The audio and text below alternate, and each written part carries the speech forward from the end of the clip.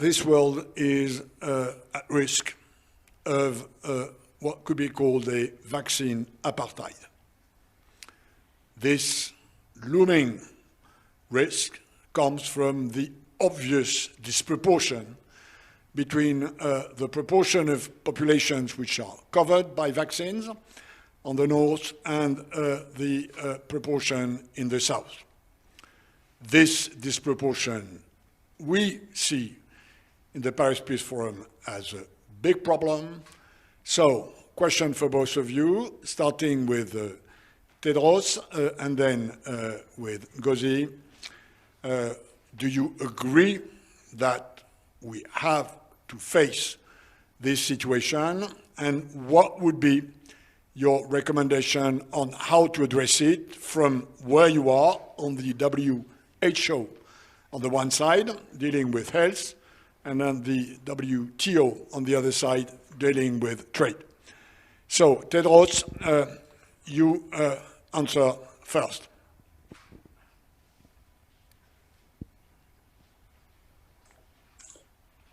Merci beaucoup, Pascal.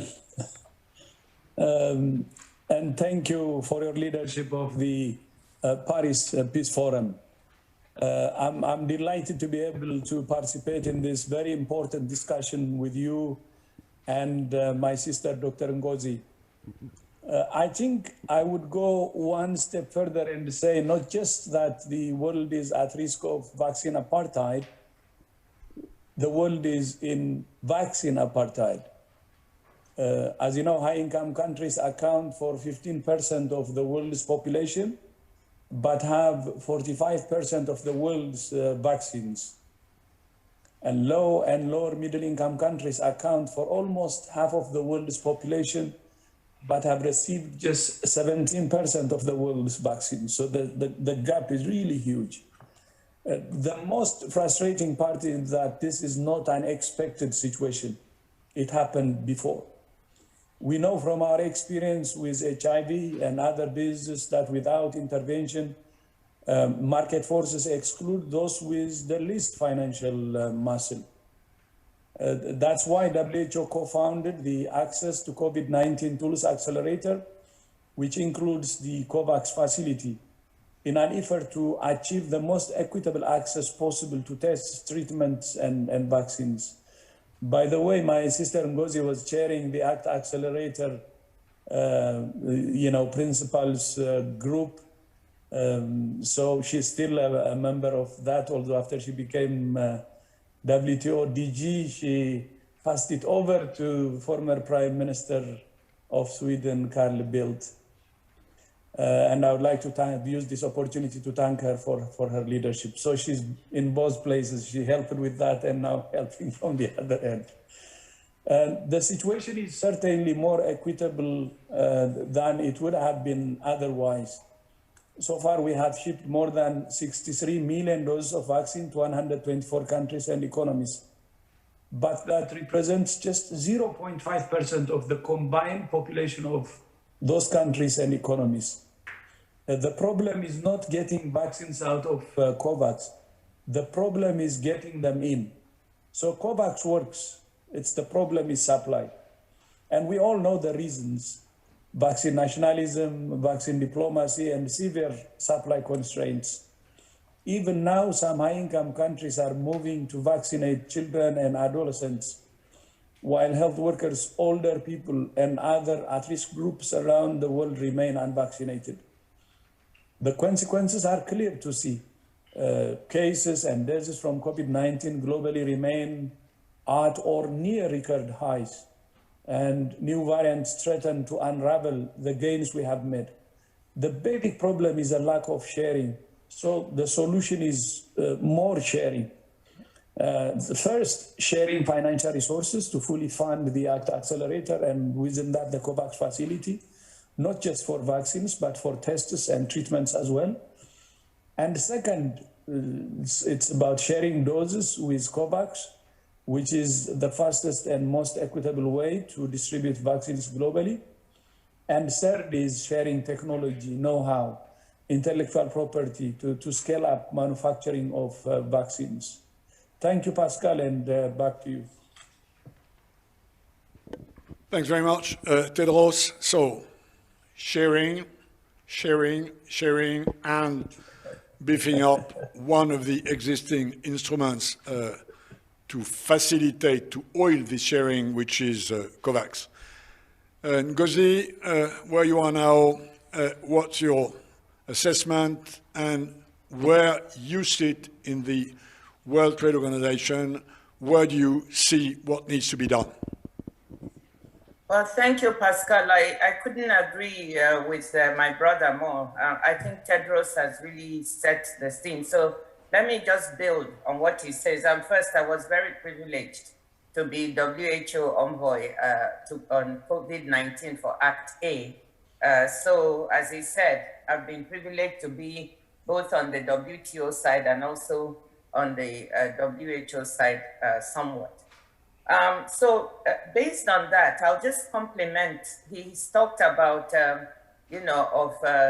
sharing doses, of sharing technology. I want to compliment, there's one other aspect that we need to think about, which is to also deal with the supply scarcity. We need to scale up the volume of manufacturing. And it's really important. We talk about the vaccine inequity that we see, but this has repercussions even on the economy. I mean, the IMF estimated that if we could accelerate the distribution of vaccines, the world could add $9 trillion more to GDP between now and 2025, of which 4 trillion will accrue to the developed countries and the rest of the developing. So it makes sense health-wise to have a more equitable access to vaccines for everyone. It makes more sense economy-wise to do the same. And I'll repeat what I've said elsewhere. Vaccine policy is economic policy, is trade policy. Until we get it right, the world cannot recover in a sustainable fashion. So one of the things we've got to do, a couple more things we have to do. One is look at how to scale up manufacturing. Right now, the world is capable of manufacturing about 5 billion doses of all kinds of vaccines. But now we need double that, 10 to 15 billion doses, especially if we are going to have booster shots. And the point is we don't have the manufacturing capacity to do this. 80% of exports of vaccines come from 10 countries in North America, Europe, and South Asia. So you can see that it's very concentrated. And when there's a problem, as you have in India now, where a great deal of the world's vaccine manufacturing takes place, it's very difficult politically for the leader to say we're exporting vaccines when cases are spiking in the country. So this makes the case for better distribution of manufacturing capacity. I mean, Africa, with 1.3 billion people, for instance, imports 99% of the vaccines it uses and 90% of pharmaceuticals, has 0.17% of the manufacturing capacity. So because of all this, a month ago, I convened a meeting of vaccine manufacturers under the auspices of the WTO, to which Dr. Tedros was kind enough to join hands with me to launch this meeting. And the whole idea was to see how we could contribute to solutions. What do manufacturers want? What do developers want? What can the WTO do to help make things work better? And we found a couple of things that are interesting. First, that there's still some manufacturing capacity that can be reactivated in the short term, because most of the manufacturers say that there isn't really that much. But we found some emerging markets like Pakistan, Bangladesh, Indonesia, South Africa, and Senegal, in all said they could have some ability to manufacture if we could turn the facilities around in the next 6 to 9 months with additional investments, and of course with transfer of technology and know-how. So we do have some possibility now to turn around some manufacturing facilities and add more. Even in India itself, there's still capacity. Then we also need to invest for the longer term. And we have countries like Singapore who have invested now, will be ready in 2 years to be able to turn out large quantities of vaccines. Africa is trying to get investment in through the vaccine task force to manufacture. So we need this aspect to work to boost supplies. But the manufacturers also pointed out that they have some other problems, supply chain issues, and this is where the WTO can also contribute. They talked about the fact that their supply chains are intricate, and so any disturbance means that it's difficult to, it has a deleterious effect on production and supplies. For example, the Pfizer-BioNTech, we all quoted because they told us they have 280 components manufactured at 86 sites in 19 countries. So this is a very sophisticated supply chain.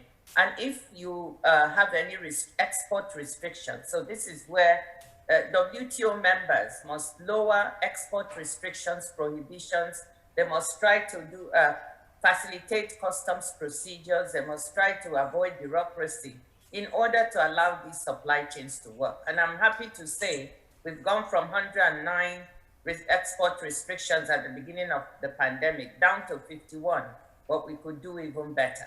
So that's the one part of the contribution. I think the other part, which has been in the news, is also the TRIPS waiver issue, the waiving of intellectual property that Dr. Tedros referred to, which could be part and parcel of boosting output. Well, you know, as the Director General Pascal, that I can't take sides. My job is to bring my members together to agree, to sit down and negotiate a text that would allow developing countries to have almost automaticity of access to supplies, to manufacturing, whilst also still incentivizing research and innovation. And I hope they can do this soon.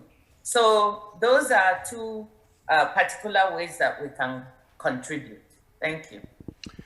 Thanks very much, Ngozi. So, listening to both of you, we have a sort of a draft agenda, which is we need more vaccines, ramp up production, and we need to share better the doses we have, the finance that goes with it, and the technology transfers that are necessary for developing countries. Plus, of course, what Dr. Ngozi just mentioned on trade restrictions, which usually are considered more on the import side. In case of vaccines, it happens that trade restrictions are unfortunately more on the export side. So let's assume this is a sort of a simple agenda for the international community. Dr. Tedros, where you are in the WHO, what you need from your members to follow this reasonably rational, simple agenda, what you need from the UN system, what you need from the G7, what you need from the G20, what you need from the Paris Peace Forum. I mean, where are there bottlenecks, resistances, reluctances, which, seen from where you are preventing this reasonably simple and convincing agenda to move forward? Thank you. Thank you very much. So first of all, if you ask me one thing that we need immediately, that will be donation of vaccines, because we have to fight the pandemic well now, and the immediate is vaccines. And we have been asking countries to donate, and of course, some countries have already joined, like New Zealand, France, Sweden, Denmark, and the US. And we expect more countries to join. As you know, there are still countries who haven't received any vaccine. And, even from those who have already received vaccines, they don't have a second shipment to use for the booster. So the acute problem should be addressed first. And for that, I think we will need all, starting from the UN system and Paris Peace Forum, to advocate for sharing of vaccines. We know many high-income countries have now vaccines more than what they need. And as I said it earlier, even there are some who have started vaccinating children while health workers in low-income countries are not vaccinated. This is, of course, morally a problem.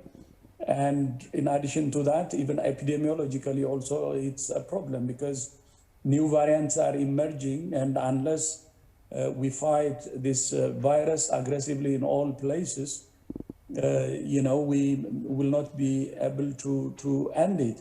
And it's in the interest of each and every country to contribute, starting from sharing doses.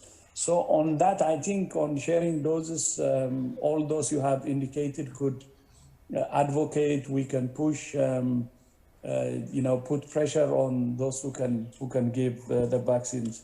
So that's what I would say. One. Second, on funding gaps, I think I would prefer actually if Ngozi could say that, because she has some good ideas on how we can have sustainable funding. But for now, for ACT Accelerator, we need $19 billion US dollars. But as you know, the gap is not being filled. I don't think it's because of lack of money. We think it's because of lack of commitment, because many countries are already putting or investing a lot of money for stimulus package, trillions actually, 19 billion, considering that the trillions of dollars being spent on stimulus package is really small. Then the financing part, of course, on the solution, Ngozi can talk about that.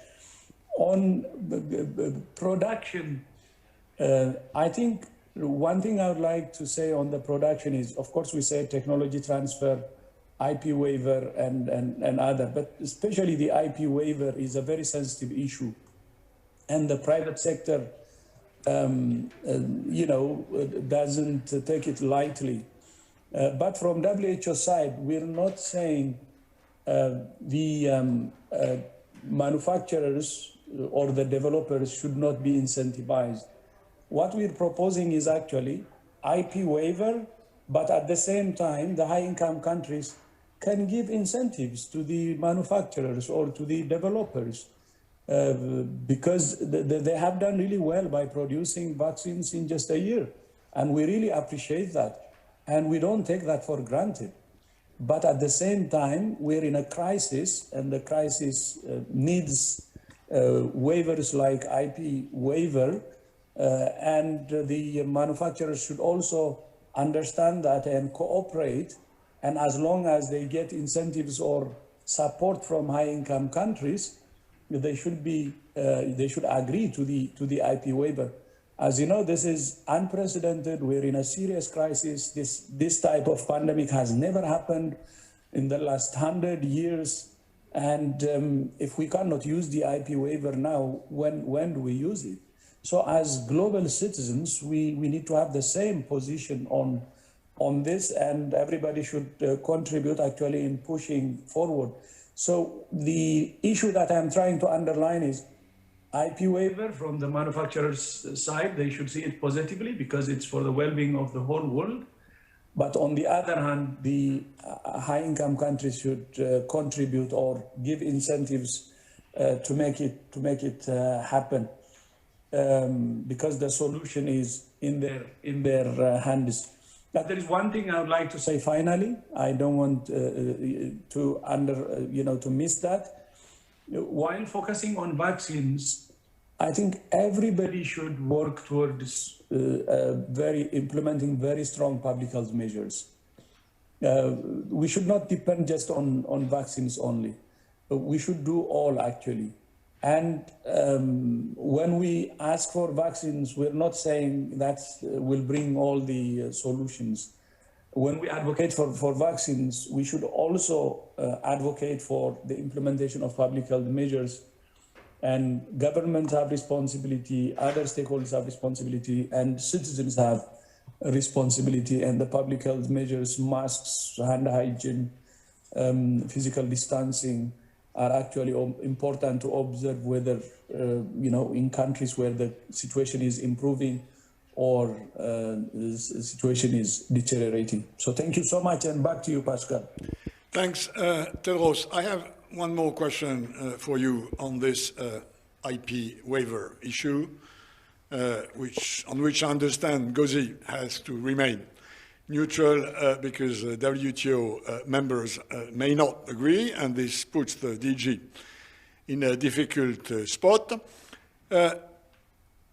We have an IP protection systems. We have IP waivers in case of national emergency, both for countries who can produce vaccines and for countries who cannot produce vaccines and who can use compulsory licensing for the import of vaccines. Why is it, in your view, that these existing flexibilities are not used? Only one country, as far as I'm informed, has asked last week, Bolivia, to benefit from this import compulsory existing waiver. Why is it that these waivers, which exist since 2001, why are not they used? What's the problem behind this, Tedros, according to you? This question is actually for you, Pascal, or for Ngozi. So, anyway, to be honest, it's because I'm not very, I'm not expert on those issues, and it's mainly trade issues, and that's why if you could maybe respond or Ngozi respond, I would prefer. But one thing I would like to say, though, is when we talk about increasing production, manufacturing, increasing the volume of vaccines, meaning increasing production capacity, we have to use all means we have. We have been advocating actually for voluntary licensing, for instance. Mm-hmm. And AstraZeneca had already done it, and we were asking others to do the same thing. And there are other options also, and it could be from the country's level, it could be from the manufacturer's level, it could be other factors which really undermines the use of the provisions, but we have been encouraging actually to use all options. I would leave it at that in order not to not go into territory which is not my. Thank you, my friend. Now back to you, Ngozi. What we've heard in your first answers and just now from Tedros draws a sort of tentative agenda with quite a lot of things to do short term and other things to do more long term. How would you range these priorities, Ngozi, with your position in WTO now, but also with the experience you had in sharing the Gavi process, which of course connected you quite closely before you were elected at the WTO with this COVAX ACTA initiative. So in many ways, we are lucky to have you with a sort of cockpit view. You've, as Tedros said, you still have a foot on many sides. What would be the sort of list? Let's assume the Paris Peace Forum would ask you for what should we ask the G20, the UN, the Security Council, the G7, to do, what would be the short list in your view? Well, thank you, Pascal. Before I give you the short list, let me just, I think my brother Tedros challenged me to say one or two words on financing and a little bit on the complexity of the IP. Very quickly on financing, I mean, the world has underinvested in preparedness. You know, look at what we're doing. Rich countries have almost had to implement 28% of GDP in fiscal stimulus. Emerging markets about 6.97%. Poor countries don't have the fiscal space, so about 2%. You see the gap. Now, when you look at it, you know, if we have spent virtually up to $26 trillion trying to respond to this. But we just need some hundreds of billions or less for preparedness. So what the rate of return in trying to invest in things like Act A in COVAX is so high. So that's what I want to urge, that we put forward the few billions we need in order to save us trillions. And we should do it now, because I'm not sure how long this pandemic will continue to flare up in different places. Surely also we should do it to prepare for the next pandemic. We need preparedness, response, and resilience. Those three things have to be invested in. So that being said, a quick word on the use of present flexibilities of the IP. What I hear from poor countries, developing countries, is that it's complex. We are trying to help Bolivia at the moment to use the present complexities, and it's going well. But they say there's a lot of work to do with their own legal systems, and that when people are dying, they don't have the capacity to do all of that. So they want something simpler that will kick in when we have this kind of pandemic. So we should look at how the present flexibilities, what we can do, new flexibilities or a new approach. I think that is why I'm urging members to sit down with the text so we can actually come up with something that will work for both sides. Now, going to your question of the priorities, I think there are four that I would like the G20, G7, you and everybody to look at. I think the first is the one, very first one that Tedros referred to, which is sharing. We can still achieve a lot by sharing doses. So let's do that. If all of the rich countries could also share, and emerging markets that are in a position to do so, that would really help in the immediate term. I think the second priority is the manufacturing. It would be very, very important if we had public-private partnerships with governments working with the private sector to invest more in turnaround capacity for existing capacity now in those emerging market countries I mentioned, and also to start investing for the longer term, because in 2 to 3 years, we can have more capacity that can help us manufacture the doses we need. So how do we work with the private sector, with pharmaceutical companies in both developed and developing countries to support them so that we can invest more? This is something the G20 and G7 and the world should look at. Third, I think members of the WTO should look at the export restrictions we both mentioned, Pascal. This is really important. We have export restrictions on outputs. We have export restrictions on supply. Let me say that we owe a great deal of thanks to 3 of our members who have exported vaccines thus far. China, the EU, and India have exported more than 40% of the supplies they had before EU and India began to clamp down on this. So we owe them thanks, but we urge them to really look at this, because poor countries, some have not even received any doses, like Tedros said. And so that it's urgent that we lift restrictions on outputs, but also even on the supply chain. Some of our members have restrictions on the export of raw materials and supplies that are needed to manufacture these vaccines. So I would say that that's a second top priority. I think a third one is this area of agreeing on transfer of technology and this is where the IP issue comes in. I simply want to say to pharmaceutical companies that the faster they can work on voluntary licensing, again, like Tedros mentioned, now, before the agreement is sort of signed off, the better. If they could move faster, I think that would really help the world, and it would help to ease some of the discomfort with the inequities we're seeing.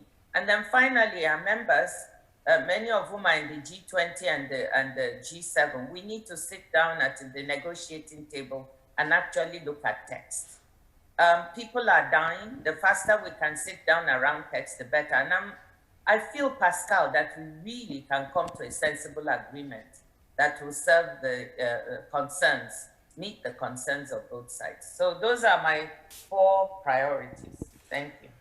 Thanks very much, Ngozi. We are nearing, we still have 5 minutes left for this panel. I'm looking at the list of questions that appears on my screen. 2 of them have already been dealt with. They had to do with this IP protection / waiver issue, which we discussed.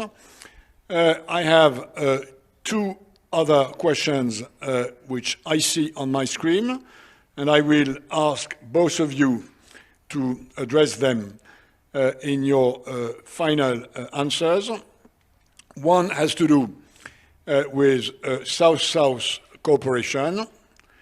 Is there a possibility, a case to be made that more South-South cooperation should be available to address this vaccine scarcity, unbalance in distribution? So is this something that makes sense according to you? Are your organizations considering this? And the second question, given that both of you come from the African continent, and the second question is, if we look at the specific case of Africa, which, as we know, has a solid lack of coverage, including to start with the protection with the vaccine of health workers, what would be the plan for Africa? What would be your plan, Tedros? What would be your plan, Ngozi? So these 2 questions for both of you. South-South cooperation, question mark, or has the North, given its advance in production and science on vaccines, although China, India, South Africa are clearly now part of the game, as we've heard. So is it an issue where South-South could do more and push the North to something which is more triangular? And what about the priorities for Africa? Tedros. So why not to, so you want to start from me? I thought you would mix. Thank you. Okay, so on the first one, the South-South cooperation, I think is important. It has some advantages, especially in technology transfer, and that has to be pursued. But it should not be either or. At the same time, we can have the North-South cooperation also to increase, or partnership to increase production capacity. As we speak, actually, the 3 countries who are now moving forward with some concrete action are partnering with the North. For instance, Rwanda, this initiative, and South Africa, and also Senegal. My recommendation is that to use all the options available, whether it's North-South or South-South, and increase production as soon as possible. So I don't give up on the North, and some of the things that have some cooperations initiatives actually are with the North now. And then on for Africa, I think the key part, let's see what helped Africa so far. I remember in February 2020, end of February, the African Union invited me to a meeting, a ministerial meeting, to discuss COVID. And Africa had only, the only confirmed case at the time reported was from Egypt in February. And they started engaging early. And that ended up in preparing a continental strategy. And that I think helped. And at the same time, not only the ministerial, but a global, a continental head of state, heads of government level leadership task force was also established, which was led by, at the time, the chair of the AU Commission, President Ramaphosa.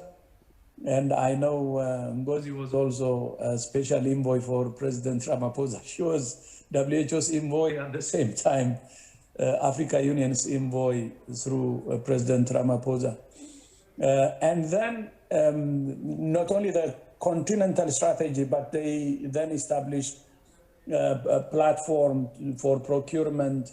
And then later on that was followed by local initiatives to produce vaccines locally. And it started to even take more initiatives. So that, I think that should continue, the continental approach, and the initiatives that have started should really continue. And the other maybe important element for Africa for the future is it has to continue to invest in the public health. So it has to apply public health. As you can see now, the share of the vaccine in Africa from the global distribution is only 21.9 million doses. That's around 1.88%. And still, the delivery is slow. The implementation of public health measures, strong emphasis on public health measures, should continue, and Africa should not lower its guard, but at the same time, of course, pushing for vaccines. And then I agree with Ngozi. One thing that Africa should do is continue to invest in preparedness. Of course, Africa needs support. Its economic situation makes Africa vulnerable, and that's why it needs support. But at the same time, African leaders should also be committed and should really mobilize domestic resources and invest in pandemic preparedness.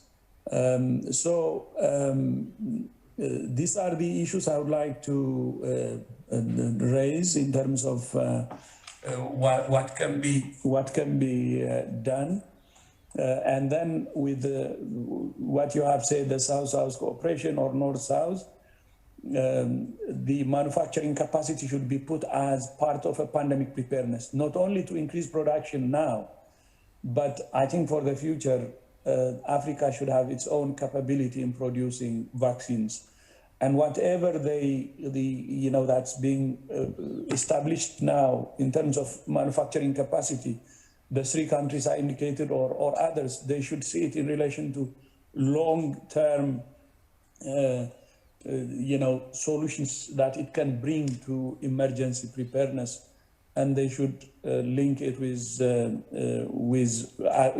it as a strategic solution to address the current problems that we are facing. So thank you so much, and back to you, Pascal. Thanks, Tedros. We are already over time. Ngozi, to conclude, in a sort of 1 minute, we've had the sort of very detailed answer by Tedros on these two questions. Do you agree with his answer? Do you disagree with his answer? What would you add or remove in 1 minute? Well, Pascal, I agree with the answer. And add on South-South, we've got some southern countries that are also developing vaccines. Apart from China, we've got Cuba. Many people don't talk about Cuba that is developing 4 vaccines. We've got Brazil. We've got several other South countries. So if they could speed up and share with other southern countries, that could help. We also have the Russian vaccine. I mean, that's not South-South, but Dr. Tedros said North-South. So if they could also get the emergency use authorization of the WHO, that would add another source of supply. So I think there's room for more South-South cooperation in both technology transfer, know-how, manufacturing, and so on. Now, with respect to Africa, let me just add 2 points. The first is that I'm quite proud of how the continent has responded to COVID. I've seen the continent, as Tedros mentioned, worked as one under the leadership of President Ramaphosa and also the AUC chair, and really supported the Africa CDC, the Centers for Disease Control, to take a preeminent role, which is still doing today, establishing the Vaccine Acquisition Task Force, establishing the Medical Supplies Platform, and as he said, I was AU envoy with 6 other colleagues to try and find financing to help Africa implement a good response to COVID-19. So the continent really did well. I think what we need to focus on now, and probably end with that, is how do we invest in the institutions of the continent in order to help it build resilience and respond better next time? How do we do that? And apart from manufacturing capacity, I'd like to see us invest in our financial institutions on the continent. Afrexim Bank has played a critical role. Let's help recapitalize it and make it stronger. We have a proposal from UNECA, Vera Songwe, on a liquidity and sustainability facility, which could make more liquidity available to both our countries, but also even to the private sector, including small and medium enterprises.